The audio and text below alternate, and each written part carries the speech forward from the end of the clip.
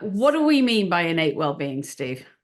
Okay, yeah. So innate well-being, as I would see it, and I know as we would see it at Ivy House, is this realization that at the very deepest level, we're actually already sitting right in the middle of our well-being.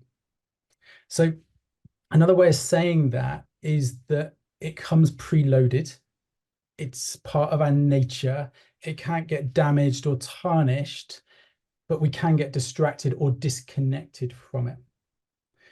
And it's also this realization that it's when we are genuinely connected to this innate well-being that we do our very best work, both as individuals and as leaders of others and creators of cultures as well. So when we're coming from that place and leading and living from that place of connection to it, that's when we have real clarity of thinking. We can see different perspectives. We're letting go of ego, which all exists in thought. We're able to tap into that innate creativity and resilience that's in us as well. Oh God, even when you start talking, I'm starting to feel better already. So starting with the individual, Steve, how do we access our own innate well-being? And I'm going to ask you, I know we haven't got a lot of time, but I'm going to ask you to take us through a little bit of an exercise to demonstrate how we actually access our innate well-being. That would be cool if you've got time for that. Okay, perfect. So I would say that there are 3 steps, and they're actually not complex, but they're pretty unknown or uncommon. So the first step is actually just to see it, to realize that our well-being is innate. Because I'm guessing that for most of us on the call, and looking at all of your amazing faces, and I'm guessing for most people that might be a paradigm shift. It might be a new perspective or a fresh perspective. So the first step is seeing that and really seeing it, not just knowing it intellectually, but feeling it and that being a way of being almost in the world. This realization that it can't get damaged, can't get tarnished, is always accessible, but that it's very easy to be looking away from it and looking in the wrong direction. And that, I think you were pointing to a bit earlier, Elke, when you were saying that it's easy then to start trying to change things outside of ourselves. You know, I need that person to be like this. I need my boss to be like that. I need the budget change. I need the conditions to be X, Y, Z, then I'll be okay. So that's step one, is just realizing or seeing it through this new lens. The second step then is about understanding, well, if that's our nature, but as you're pointing to, Elke, it doesn't feel like it a lot of the time, what is it that's getting in the way? Why are we not experiencing it moment by moment? And when we look really closely, what you start to realize is that it's our thinking that is getting in the way. Thinking can block it, or it can seem like it blocks it. So just to play that out for everyone on this call, I invite you now just to bring to mind an event that was challenging, like a work event that you think, you know what, that happened, this particular situation, and it brings to mind, I guess, a day when it felt like a really challenging day. So a big challenge happened, you were working long hours, you felt stressed, there didn't feel like there was enough time. By the end of the day, you've gone well over your working hours and you leave your desk feeling pretty exhausted. Now, first of all, I'm guessing that pretty much everyone on the call, if not everyone, can go, oh, I can remember that and it doesn't feel long ago. The second thing is that it's very easy then to go, well, it must be the situation that triggered that. It must be the extent of the challenge or the lack of time or resources. And yet, now I'm going to invite you to bring to mind another memory from your past, another day where pretty much the same thing happened. It was another challenging event, not expected, not wanted in that moment. But actually, you ended up, and you still worked long hours, you still finished after your contracted hours, but actually this time you thrived. You actually felt pretty calm through the day. You felt resourced. You collaborated with other people. And yes, you might have been tired when you got into bed at the end of the day, but actually you felt like that was an amazing day. I'm seeing some nods on the screen. So what you're noticing is, well, how can that be? Because you've got 2 situations that are the same, but 2 very different inner experiences of those situations. So what you're starting to notice is that there's something else going on and it's invisible, which is why we don't see it. And that's the thinking that we are bringing to the events moment by moment. So with the first event, you may well have been hanging out with thoughts, and often these thoughts are below the level of our conscious awareness, and they're like a lens we see the world through. So the first event, there might have been thoughts like, I haven't got enough time for this. I don't get paid enough for this. I haven't got a big enough team to do this. This isn't fair, and whatever else. In the second event, on the second day, you might have been hanging out again, maybe unconsciously, but with thoughts of, do you know what? We can do this. And yeah, this is complex, but do you know what? What a great opportunity to learn and grow and collaborate as a team. So that's the second realization, is understanding what is it, or the second step is understanding what is it that blocks it. And that's always our thinking. And then the third and final step is around starting to build the practice of letting go of that thinking that drives unnecessary fear, unnecessary anxiety, unnecessary pressure, that actually gets in the way of us doing our best work, showing up in our best way as conscious leaders.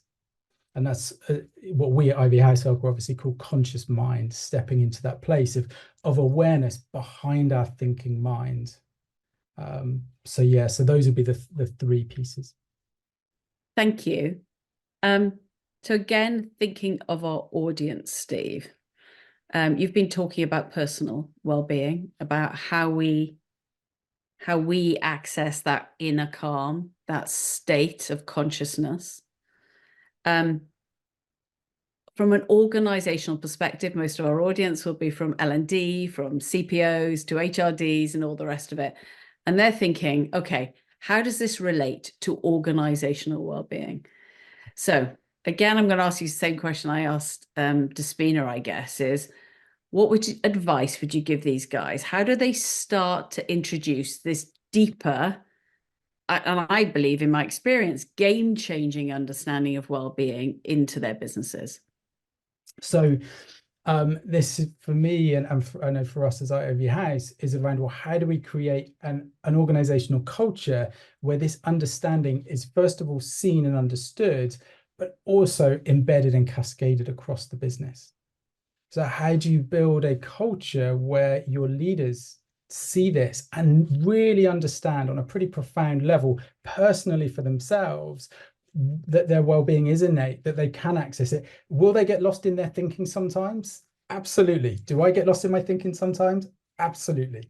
It can be very compelling. But when you've seen behind the curtains and you realize, oh, I just got lost in the thoughts about and the feelings that came from those thoughts, you can't unsee what you've seen or unknow what you know. So yes, you may get lost in it again, but probably for a shorter amount of time, and then you can come out of it. So when your leaders start to model that to others, and then start to create cultures where that understanding is shared and understood, that is a game changer. And it's a game changer for me on two levels, which circles back, I think, to how you introduced this session, Elka. And the first is it's a game changer in starting to take us away from all of those unbelievable costs, the billions of pounds in terms of lost productivity. You're starting to see, if people are connected to their well-being and working from that place, you're going to naturally have fewer sick days and less long-term stress leave. So you're moving away from that. And just as importantly, you're moving in to an environment where people are thriving, where they're accessing their innate creativity, they're thinking with clarity of thought, there's less ego playing out in the business, and all of those positive benefits as well. I know you work with leaders every day, and I just want to know what are you experiencing from these leaders on a day-to-day basis? What are the stories and the tales and the belief systems, the emotions that are coming out from them? Oh, that's a great question. I think time is one that comes up time and time again, really regularly. So I don't have enough time. And that creates that thinking creates a lot of pressure. Now, of course, nothing that we do in this space suddenly buys you an extra 3 hours in a day. We'd love to do that, but that's not available. And yet, what I often notice is that when people get this understanding, not just the well-being piece, but well-being as we're pointing to here is very connected to this place of conscious mind, understanding the nature of thinking and the impact it has on our feelings and then our behaviors. When people start to realize and again see behind the curtains that the how we're feeling always comes through the filter of our thinking about an event. What we often find, and I certainly often find, is they come back in after this understanding, maybe a couple of months later to the next masterclass, and we hear people say things like, do you know what? I had exactly the same kind of challenge that I had before this understanding. And before it, I was in my head and I felt really stressed. And I'll be honest, you wouldn't have wanted to be in my team as a manager and as a leader.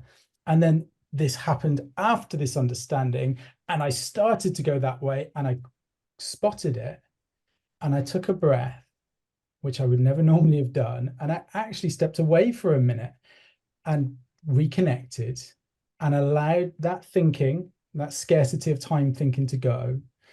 And what they tend to find is that new, fresh thinking tends to emerge in its place.